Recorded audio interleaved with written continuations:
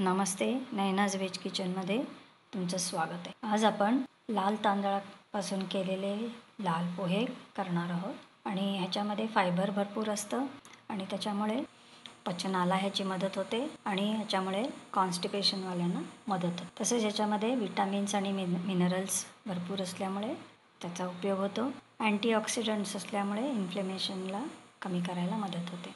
ह्याच्यामुळे रक्तातली साखरेचं प्रमाणही कंट्रोल होतं आणि डायबिटीसवाल्यांना त्याचा उपयोग होतो। तर याच्यासाठी आज आपण हे पोहे करणार आहोत। नेहमीच्या पोह्यापेक्षा हे चवीलाही छान लागतात। हे पोहे घेतलेले 2 कप लाल तांदळापासून केलेले, त्याच्यात पाणी घालून दोनदा धुवून घेतलेलं आहे। नंतर सगळं पाणी काढून टाकून हे धुतलेले पोहे एक 5-10 मिनिटं बाजूला ठेवलेले आहेत भिजण्यासाठी म्हणून। नंतर एका कढईमध्ये इथे मी 2 चमचे तेल घेतलेले आहे। त्याच्यामध्ये अर्धा चमचा मोहरी, अर्धा चमचा जिरे घातलेले आहेत, 1 चमचा उडदाची डाळ घातली आहे आणि त्यानंतर त्याच्यामध्ये 1 चिमूटभर हिंग घातलेला आहे। उडदाची डाळ किंचित ब्राऊन होईपर्यंत आपण ते परतून घेतो आहे। त्याच्यामध्ये पाव कप चिरलेला कांदा घालते आहे, पाव चमचा हळद घालते आहे, थोडी कढीपत्त्याची पानं घालते आहे। कांद्याचा किंचित रंग बदलेपर्यंत आपण परतून घेणार आहोत। नंतर त्याच्यामध्ये एक अर्धा मीडियम साईजचा टोमॅटो चिरून घेतलेला घातलेला आहे। नंतर फ्रोझन पीस मटार आहेत ती घातली आहेत। मी इथे 2-3 चमचे किसलेलं गाजरही घालते आहे। नंतर हे सगळं मिळून आपण झाकून ठेवून 1-2 मिनटं शिजवून घेणार आहोत। आता मी ह्याच्यामध्ये मिरचीची पेस्ट घालते आहे। तुम्ही मिरची घालणार असाल तर ती आधी फोडणीमध्ये घालू शकता, कांद्याच्या बरोबर किंवा कांद्याच्या आधी।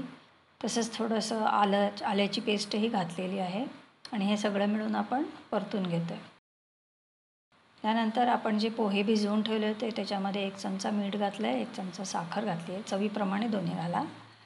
नंतर मी इथे 1 चिमूटभर काळी मिरी पावडर घातली आहे। ह्या काळी मिरी पावडरने खूप छान चव येते या पोह्यामध्ये। आता हे पोहे मिसळून आपण आपल्या शिजलेल्या कांदा आणि टोमॅटोच्या मिश्रणामध्ये घालतो आहे। हे सगळं व्यवस्थित मिसळून घ्यायचं आहे। ते झाकण ठेवून 1-2 मिनटं वाफवून घ्यायचं आहे। त्यानंतर त्याच्यामध्ये 1-2-3 चमचे ओला नारळ खोवलेला घातलेला आहे, कोथिंबीर चिरलेली घातली आहे आणि तसंच मी इथे 1 चमचाभर तूप घालते आहे। तूप ऑप्शनल आहे पण त्याच्याने छान फ्लेवर येतो। त्यामुळे आपण हे सगळं घातल्यानंतर सगळं व्यवस्थित मिसळून घ्यायचं आहे आणि 1-2 मिनटं परत झाकून ठेवायचं आहे। स्टोव ऑफ केलेला आहे आणि 1-2 मिनटं ठेवून आपण हे सर्व करू शकतो। हे पोहे नक्की करून बघा। लाल पोहे वापरून नेहमीच्या पोह्यापेक्षा नक्कीच जास्त हेल्दी आहेत। तर धन्यवाद हा व्हिडिओ बघितल्याबद्दल। लाईक करा, शेअर करा, कॉमेंट करा। सबस्क्राईब केलं नसेल तर सबस्क्राईब करा। तर भेटू पुन्हा पुढच्या व्हिडिओच्या वेळेला।